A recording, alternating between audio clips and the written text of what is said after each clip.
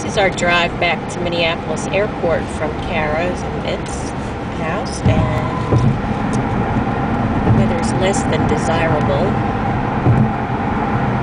conditions. Actually, this isn't so bad right now.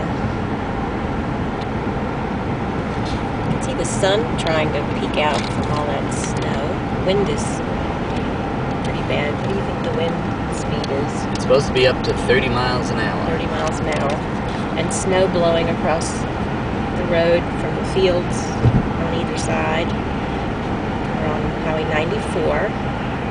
And as you can see, the road is getting covered with snow. Here's our master driver. I'm hoping the bears show up. That's why I got my glasses on. Anyway, there's some scenery. Some trees and some telephone poles are about all we can see. It's just blowing around like crazy. So anyway, should be fun. We only have another 20 miles to go. 220 more miles of this to go, and hopefully it doesn't get worse. See you later.